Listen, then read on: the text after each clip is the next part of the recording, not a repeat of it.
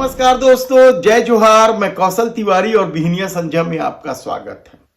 PSC घोटाले में CBI ने जिस तरीके से पूर्व अध्यक्ष टामन लाल सोनवानी और उद्योगपति श्रवण कुमार गोयल की गिरफ्तारी की है, उसके बाद कई तरह के कयास तो लगाए जा रहे हैं, लेकिन क्या अब पीएससी घोटाले की तर्ज पर छत्तीसगढ़ में बैठी डबल इंजन की सरकार ने आरआई की भर्ती में भी घोटाला कर दिया है।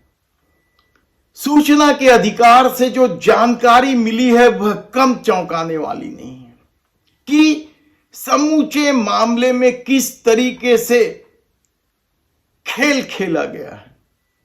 परीक्षा में भाग लेने वालों के नंबरों को देखें तो आप हैरान हो जाएंगे और सीधे सीधे एक नजर में दिखने लगा है प्राप्तांकों को देखकर कि आरआई भर्ती में भी जबरदस्त घोटाला विष्णुदेव साय सरकार के दौरान हो चुका है।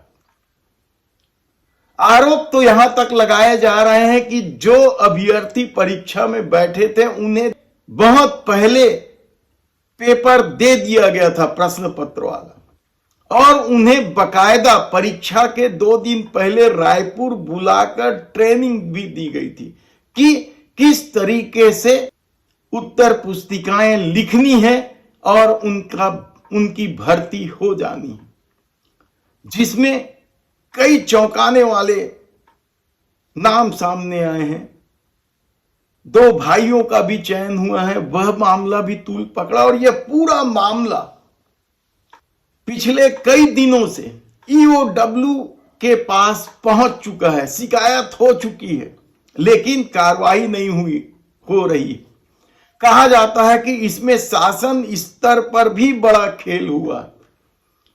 दरअसल परीक्षा आयोजित हुई थी 7 जनवरी को, विभागीय परीक्षा थी, आरआई बनाया जाना था, और कहा जा रहा है कि इस पूरे खेल में बस्तर और सरगुजा क्षेत्र के ही अभ्यर्थियों को प्राथमिकता दी गई, और इसका परिणाम जब निकाला गया सूचना के अधिकार के तहत तो हैरानी की बात यह थी कि कई अभ्यर्थियों के नंबर बिल्कुल समान थे, और यहीं से संदेह शुरू होता है कि क्या आरआई भर्ती परीक्षा में जमकर लेन देन हुआ है।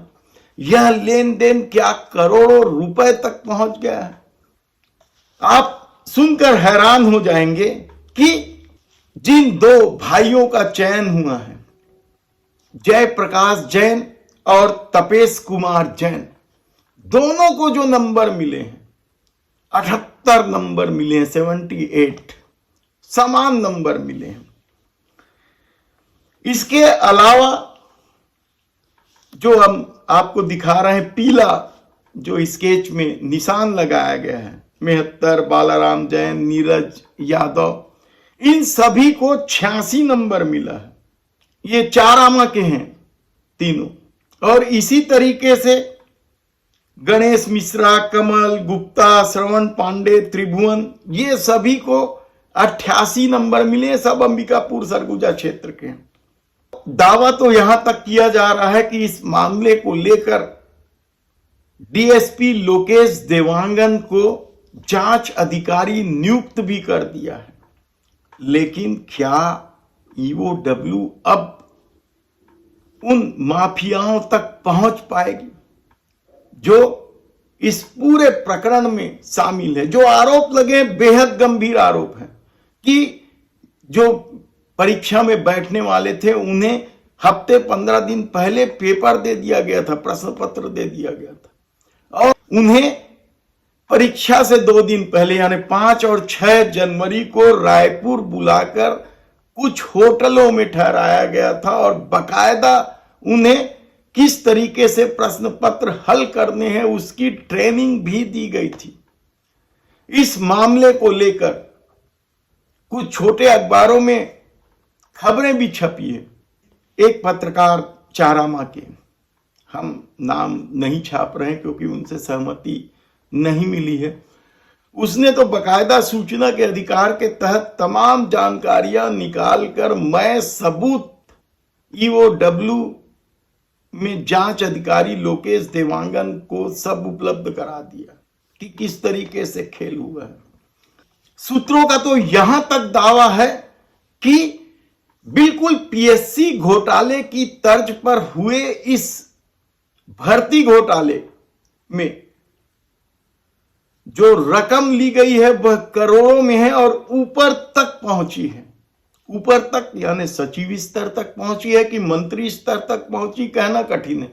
लेकिन जो परिणाम परीक्षा के दिखाई दे रहे हैं प्राप्तांकों के आधार पर, सगे भाइयों की नियुक्ति के आधार पर, क्षेत्र के आधार पर समान नंबर जो मिले हैं, उसे लेकर पहली नजर में तो साफ दिख रहा है कि विष्णुदेव साय सरकार के आने के बाद जो आरआई की परीक्षा हुई है, भले विभागीय परीक्षा, इसमें जमकर खेला हुआ है।